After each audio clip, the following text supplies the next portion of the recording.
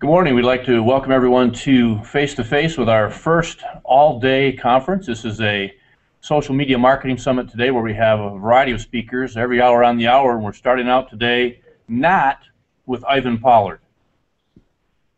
Ivan had some, he was going to join us actually from Turkey through this hangout. He had some passport issues, and if I understand right, Brad, and this is Brad Ruffkess with us today, that he's in flight to Turkey as we speak. So it would be kind of hard to do a hangout in that way. Yeah, I don't know that the internet access on planes is there yet. Not really. We don't yet have the international coverage. Well, I want to tell you how much we appreciate you pitch hitting for him and stepping in at the last minute. Brad is also with Coca-Cola, obviously, and he's the social marketing, social media, and connection strategy guru for Coca-Cola.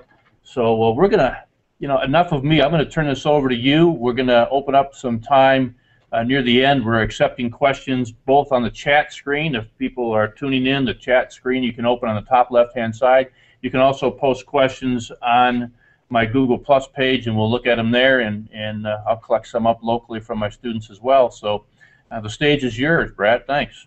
Cool. Well, I appreciate you guys taking the time to hear me ramble, and hopefully I'll share some things that are interesting. Again, I apologize, Ivan wasn't able to join us today as he's traveling.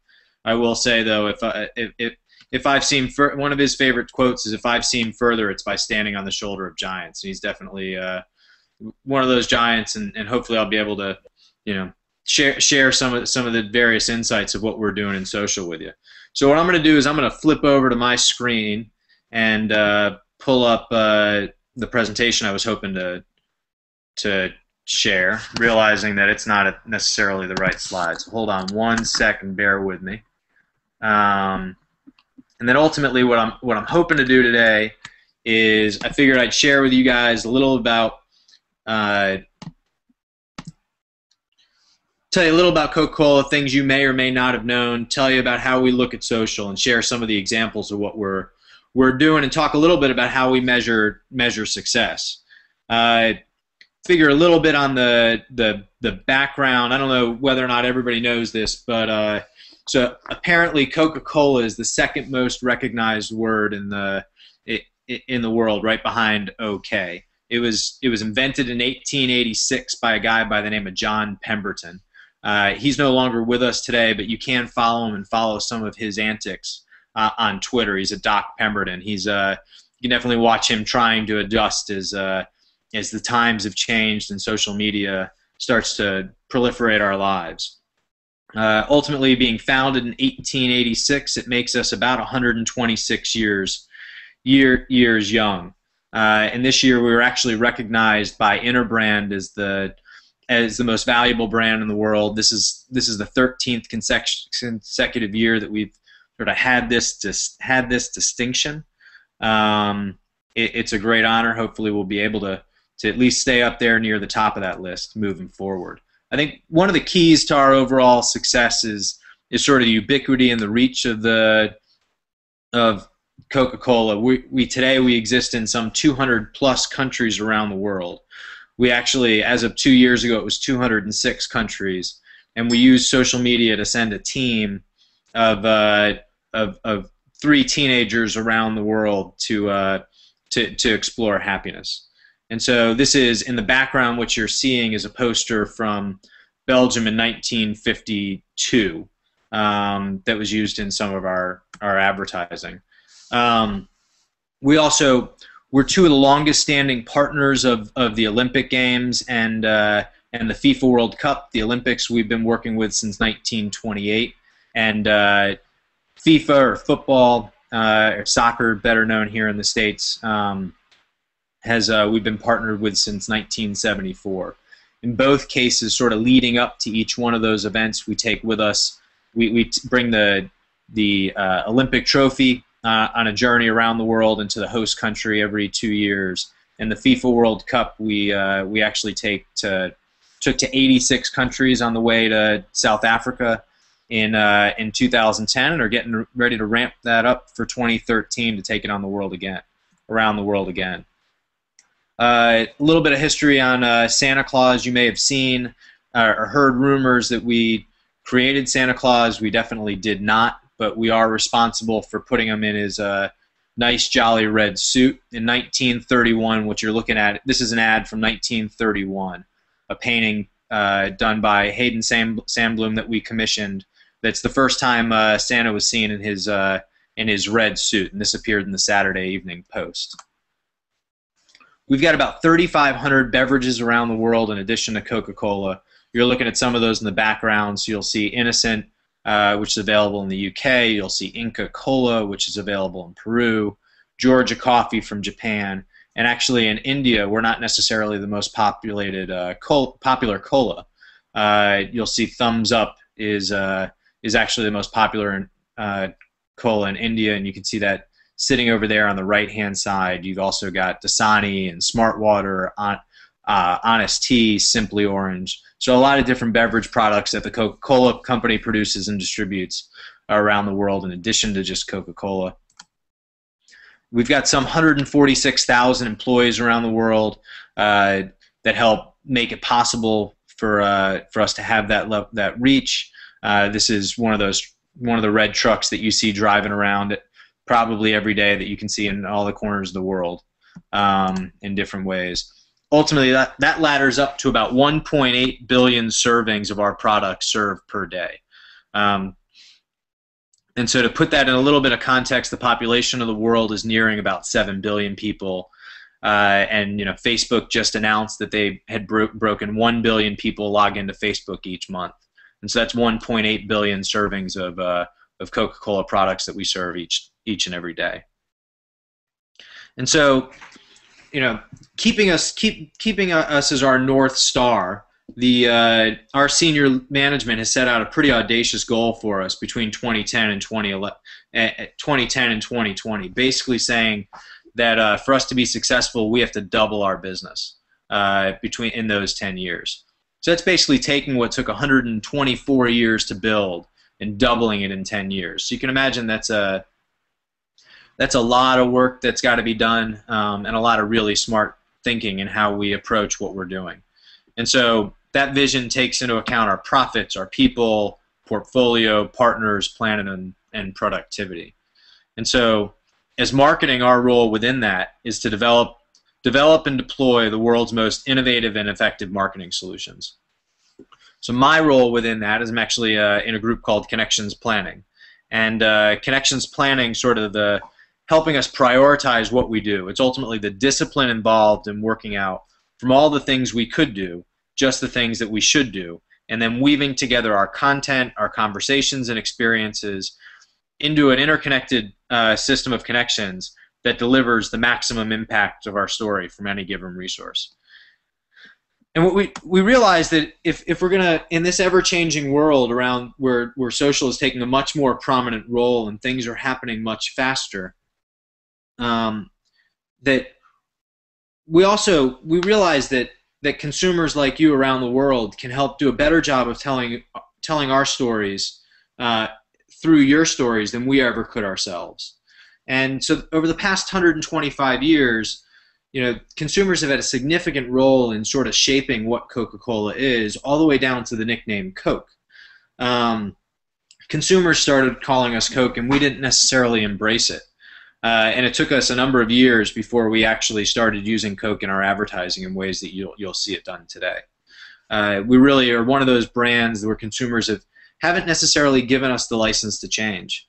We actually, in 1985, we launched New Coke and tried to change the formula, and it took us 79 days from the point of launching it to respond to the consumer backlash and actually bring back the original Coca-Cola formula. Before we had launched New Coke, we were getting around 400 calls a day on our hotline.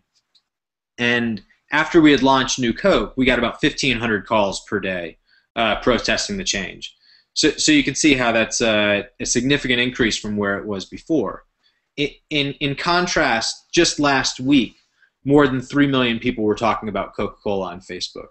And so you can imagine what that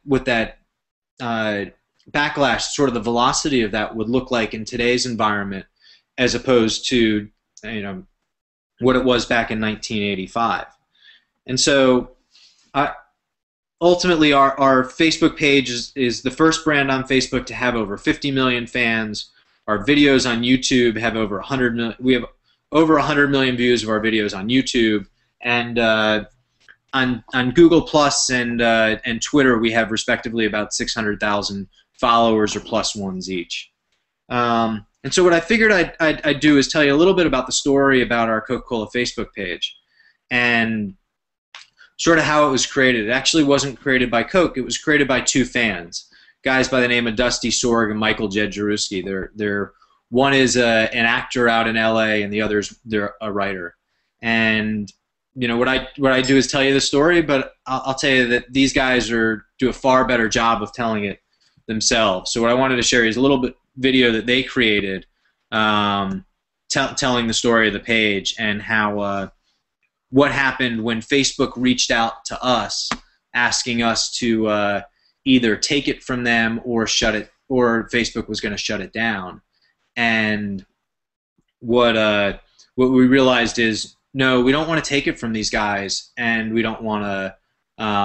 We don't think the right thing to do is necessarily to shut it down, so we partnered with them. And here's the video that they actually created telling that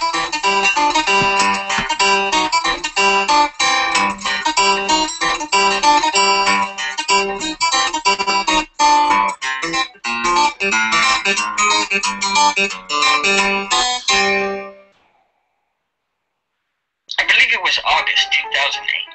I was searching Facebook for fan pages. I thought, what fan page could I create? Then it dawned on me. Coca-Cola, of course. I found a picture, set up the page, and sent it off into cyberspace. And then I sat back and watched it grow. And grow, and grow, and grow. And then one day the phone rang. Hello? Dusty! Michael Donnelly, Director of Global Interactive Marketing at Coca-Cola. You have the #1 consumer fan page on Facebook. Millions of fans. Millions? Pack your bags. You're coming to Atlanta. Click. Beep pop, boop pop, beep beep boop pop. Hello? Mikey, we're going to Atlanta. Oh, Atlanta? I've never wanted to go there. I know. And so we set off to Atlanta, the land of Coca-Cola. Welcome to Coca-Cola. How are you? I'm Dusty. This is Michael. My name is Michael Donnelly. And this is David Vanderpool. David. Michael. David, Michael, Dusty, David. Michael, Michael. Dusty, David. Michael, Dusty Michael. Michael, David, Dusty. Nice to meet you. We're here to celebrate. Your success on Facebook and our future together. We've planned a very exciting few days. Your itinerary is quite excelsior. For 3 days, Coca-Cola treated us like kings. We went on a VIP tour of the Coca-Cola Museum. We saw the Coca-Cola archives where every Coca-Cola product ever is housed. That there's the original Norman Rockwell. Swell. On the last day, we had a very important meeting to discuss the future of the fan page. Come on, Roscoe Jenkins. A moving picture. A top. Yes. It's a top. Little baby fat pants and it's Billy Goat Jr. Billy English. Forrest Gump. No.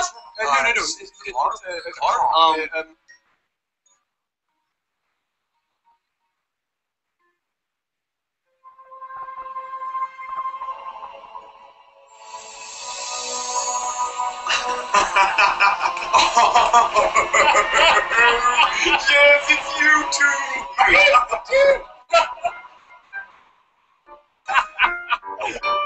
Okay. Michael, thank you. It was awesome, David. You guys. Don't forget to write, gentlemen. Yeah, how about on Facebook? He's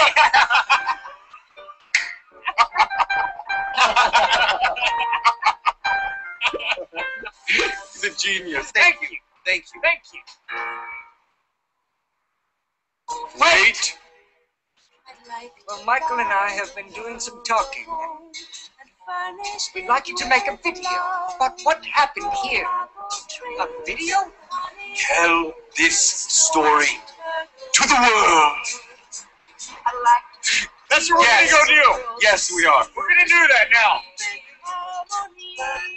I'd like to buy the world. It's the real thing. Coca-Cola.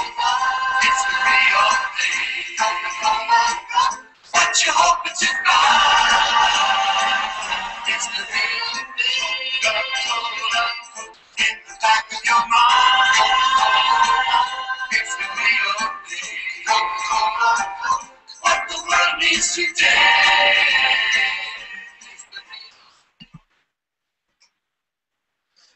So, as you can see, the ultimately the Coca-Cola Facebook page was actually created by our fans. But I think what you'd find is you'd be pretty amazed to learn what it actually takes to manage that page today. Especially considering that we're a brand whose success has been so sort of dependent on an understanding of the local culture and being a global brand with local relevance. Say, Brad? Yep. Just a heads up, we've got that black screen issue again on your end. The video played perfect, but now we just have the black screen like we did at the beginning there. I think it's just actually a black Here you template. go. You able to see that now? You're good. But, yeah, so I figured I'd end and then run into the next piece. But ultimately, what I wanted to do was tell you guys so a little bit about the resources that it takes to manage the Facebook pages, and just that because we have that local relevance, we've got community managers all over the world who are actually managing conversations off our Facebook pages and Twitter accounts and Google+. And ultimately, they're managing local conversations, right? So that a consumer in Russia is getting a response from someone actually in Russian in Russia. They're seeing content in Brazil and Portuguese, and it's takes a lot of work and a lot of infrastructure to be able to coordinate all those different community managers around the world. It also is a significant amount of effort to make sure that we're constantly listening and engaging in those conversations and have local people who are doing that, and ultimately responding from comments for consumers. And you can imagine, up until very recently, those were phone calls, like in the story I told about New Coke. And so those same call centers that were responding to letters and phone calls are now getting streaming in tweets, comments, and emails. And ultimately, those same call centers are having to become the hub of social conversation and sort of that community management. An example from just sort of this past week is we've been seeing requests coming in from consumers asking us to change our cans pink to support breast and donate the proceeds to breast cancer. Obviously, it takes a really long time, months and months, for us to actually be able to produce packaging. And so changing the cans pink isn't a viable option. And so one of the things that we're going to be doing is we're actually putting up a post sharing some of the programs that we are actively involved in. And we'll share it through the company blog and comment back on consumers who have asked, ultimately showing them some of the things that we are doing with other brands, not Coke necessarily, with Susan G. Komen for the cure. But also, we've got a program that's going on right now where, in partnership with American Cancer Society, where as if you sign up at chooseyou.org and you share the experience with your friends, we'll actually make a $1 donation for everybody who does that. And so the same people, or the 1 million or 2 million people who have liked these posts asking us to change our cans pink, if they actually just go to chooseyou.org and sign up, it'll help make a difference in an additional contribution that we'll make. And so you can see how that's one of those ways that we just need to quickly respond. And so the next thing that I'll talk a little bit about is some of how we tell those stories. And so 3 years after Dusty and Michael created the Facebook page, Facebook had come to us as they were getting ready to launch Timeline, and asked us to be a launch partner with them. And you can see, as this example from Mashable, there had been a lot of speculation in the press on exactly how we'd tell the story of Coke and the history of Coke using Facebook's Timeline format, which had already at the time been rolled out to consumers. And so here's one example that was a mock-up that was actually done by a consumer on what it may look like. We actually had Ad Age had written an article saying that Coca-Cola, for example, could hypothetically add an event for 1892, the year that it was founded. So as we discussed earlier, obviously they were off a little bit on what year it was actually founded, But you know, we did go ahead and do that, right? So here you can see one of the original stock certificates from when the company was founded in 1886. But we started thinking really carefully about how we'd tell that story, and we realized that we could just go and slap the company. We could just slap the company history up there and take it from one of 100 different places that it existed, put it up on Timeline. No one would have been disappointed, but no one would have necessarily been surprised. And we started thinking really carefully about how we could tell that story in a way that reflected sort of the environment that what we were in, and thinking about how do we put our fans first. And so we went down into the company's archives, which you saw some footage of in the video from Dusty and Michael on, and we started to find all these letters that had been written in, letters and postcards and stories that have been written in over the past 126 years and shared with us about how Coca-Cola had been impacting people's lives. And so we started realizing that we wouldn't necessarily have to tell anything to tell this story. All we really had to do was share some of the stories that people had already shared with us, and it told the story of our brand, again, far better than we ever could on our own. And so we came up with the overall strategy, which was the Coca-Cola Facebook page is a collection of your stories showing how people from around the world have helped make Coke into what it is today. And so here's an example of one of those posts. This is from 1918. This is a letter that we received from the 55th Infantry in Waco, Texas.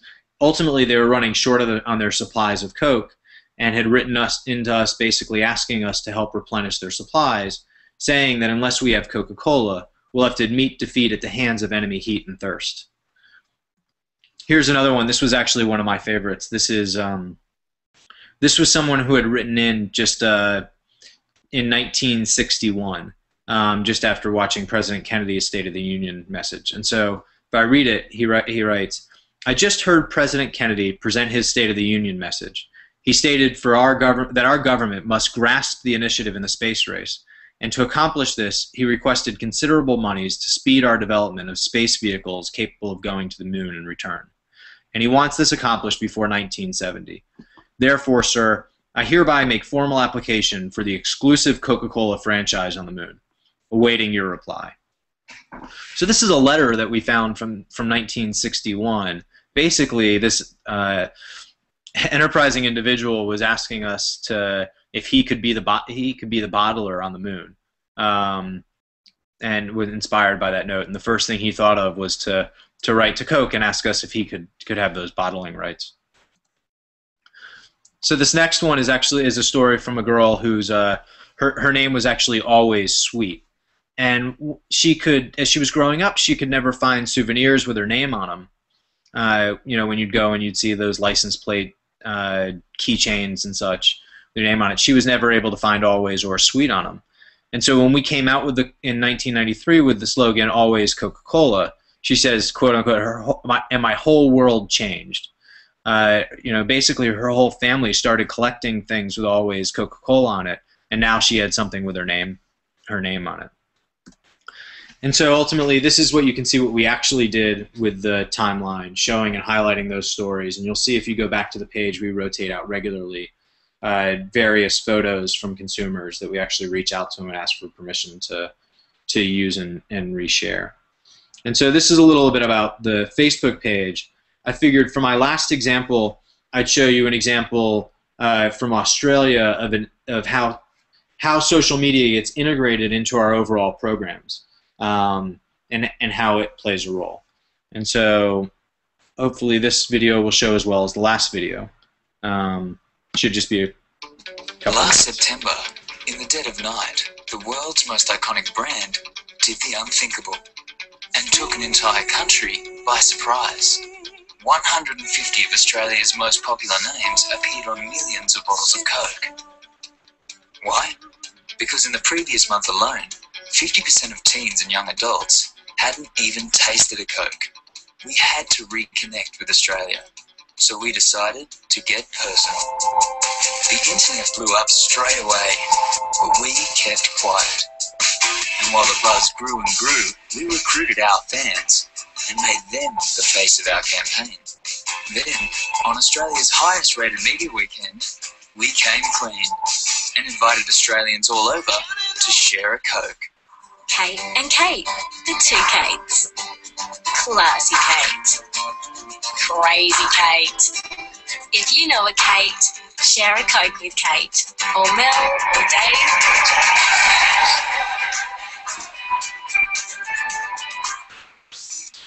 Our message was everywhere, digitally and interactively at Sydney's iconic Coke billboard. Whichever way you turned, it was you and your friends up in lights. The media instantly took notice. Blogs lit up. Australia had fallen in love. Coca-Cola. Share a Coke. Share a Coke. Thousands of requests poured in for more names, but we were ready. With kiosks where you could get any name printed on a Coke can. People couldn't get enough, queuing for hours. But the requests kept flooding in. So we put it to a vote and asked Australia who they wanted to share a Coke with most. And after 65,000 people got their say, 50 new names were released. We invited everyone to share a Coke, and share they did. Whether old or young, drinkers or non-drinkers, friends searched for names, tagged one another, shared stories. Australians everywhere were once more connecting over the world's most iconic brand.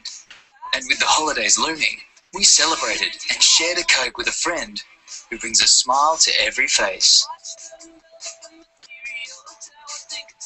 In just 3 short months, 5% more people were drinking Coke, transactions grew by 3%, volume increased by 4%, an 870% increase in Facebook traffic, 12,020,000 earned media impressions, 76,000 virtual Coke cans shared, 378,000 custom Coke cans printed, and 1 country painted red. With one simple tweak to a label, Coke once again became part of popular culture.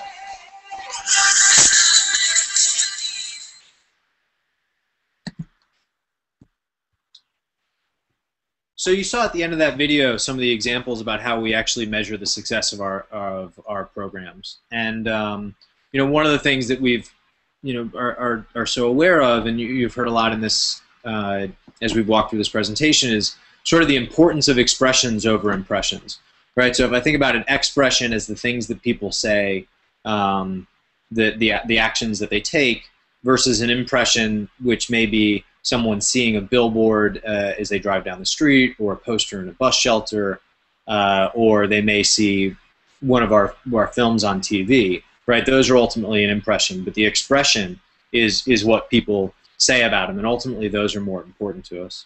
You know, we've also, as the industry is continuing to evolve and we're starting to be, I'd say, inundated with metrics that helped us optimize, we're also, they can really be used in real time to help us improve what we're doing. We also need to make sure that they're laddering up to business objectives. And you saw some of how the program in Australia started to impact their volume and transactions. We've been doing a lot of research around sort of what fans look like, what non-fans look like, and what the impact is over time. And so some of that research is ultimately netted out and saying that, you know, our Facebook fans are twice as likely to consume our products and up to 10 times more likely to purchase our products than non-fans. And what we realize is that isn't necessarily representative of someone who is a fan is necessarily more valuable to the company or not, and that we can just recruit someone in there and that they'll increase consumption and increase their likelihood to purchase. But we need to be looking at, as our community grows, what those measures look like over time. And then we should be able to have a better understanding of what programs and what actions had a greater impact on those than others. So with that, I just wanted to say thank you. I will flip it back now and see if you guys have any questions. Great. First off, thanks. We appreciate the background and the whole process. I do have a few questions that came in.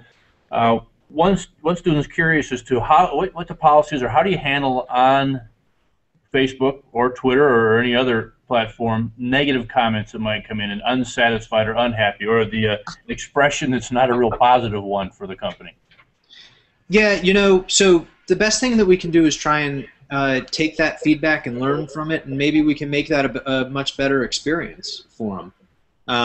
And so if it's someone who's frustrated, you know, maybe we can find to help the resolution of the product, or if they can't find one of our products, they're unhappy. We actually do a lot of work to make sure that all the work that we were doing before social media, that we're sort of taking the same actions that we were beforehand to help resolve those issues or concerns. And so we'll respond back to them as transparently as you know, we would have over the phone. So now it's in a much more public forum, and you know, we work really hard to find the right person in the right corner of the world who can help get them the best answer or resolution. Nat Ellis is one of our marketing teachers out in Oregon, and he's curious if you've ever launched a product, selected a product, or even considered doing so based upon input through social media.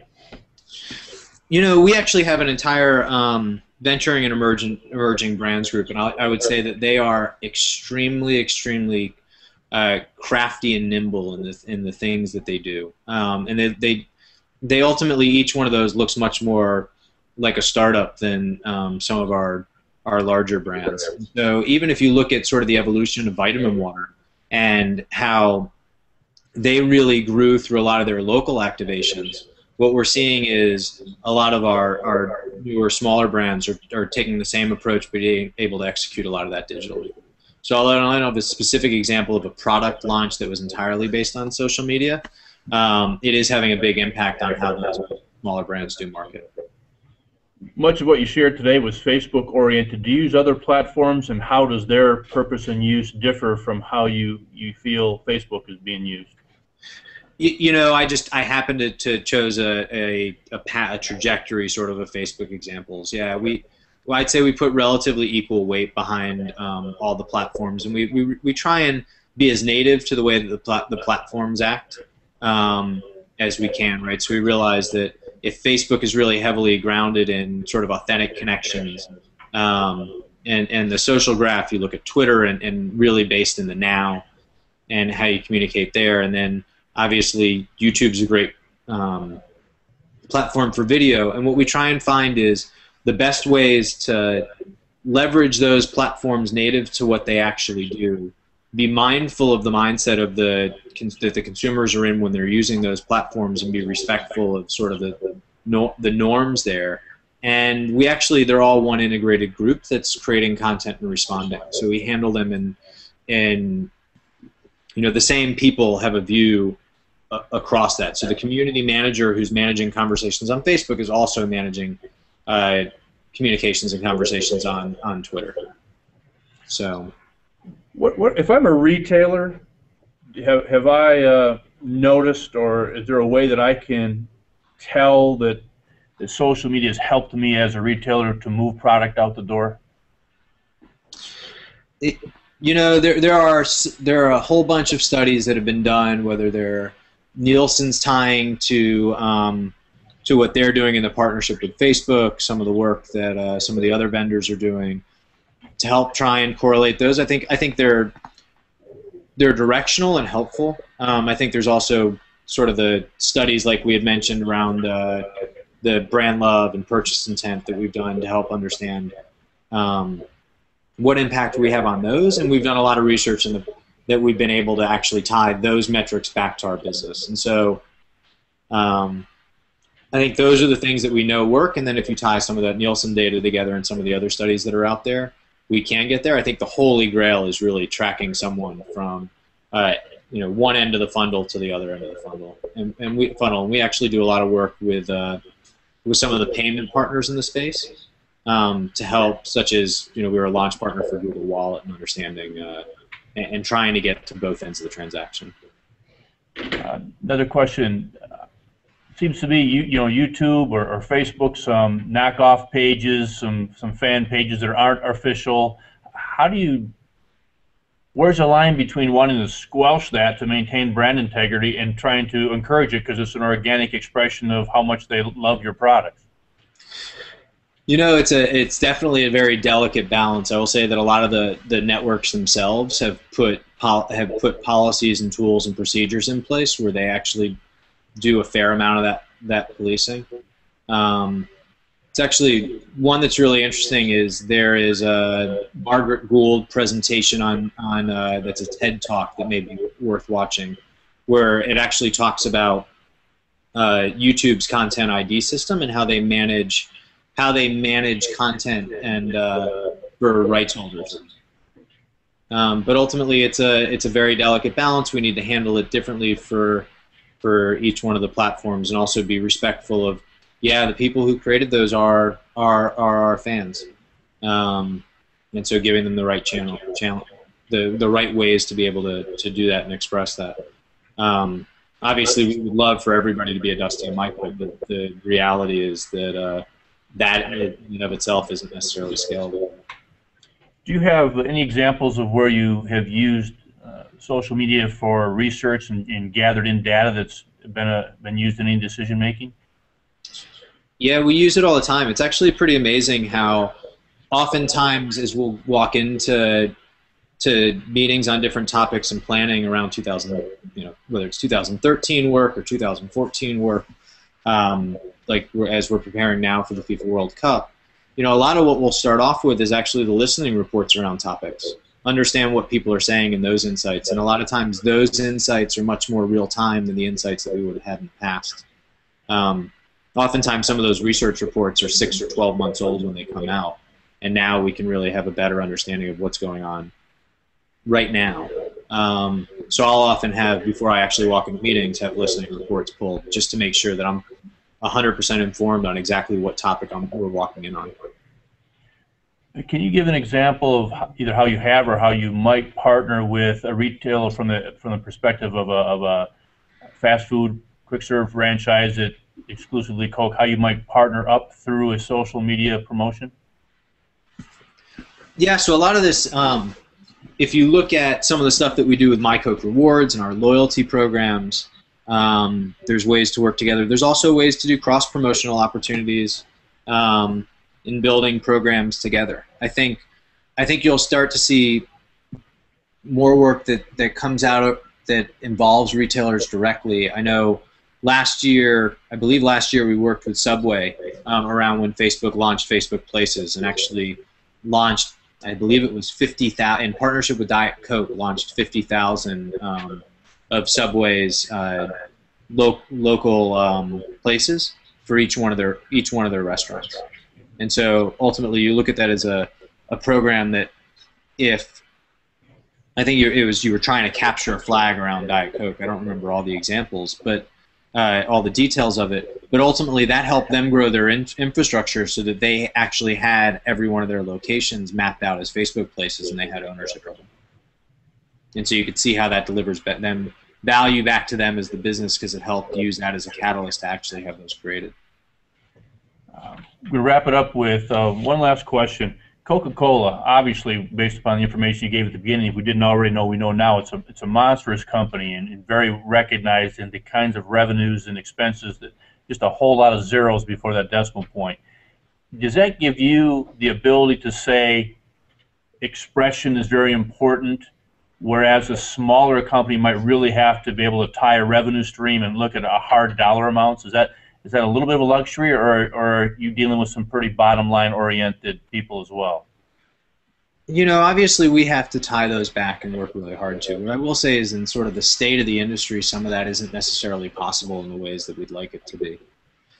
I think I will tell you, I would love to run a cupcake shop. I have no idea how to make cupcakes, but it definitely would be much easier to understand the impact of what people are saying about our brands if it was a smaller brand, that it was much easier to sort of to understand every little bit of the data. It's definitely is much harder when you're looking at such large volumes of data, and so it's one of those things that the industry is really focused on getting far better at, and leveraging those insights. Well, be careful. I have a friend who has a bakery that specializes in cupcakes. You may be getting a part-time gig with her in the near future. So. Well, I'll look forward to that. Hey, Brad, I just want to tell you again, thanks a lot for stepping in and stepping up, as it were, and helping us out with the Hangout today. We appreciate the input. For those who are tuning in, I'll get that deck from you that you used, and we'll link that to your to the bio on our homepage, and they'll be able to download and use that as well. Cool, great. Well, I appreciate it, and hope you guys have a great rest of the day. All right, thanks a lot. Take care. Thank you.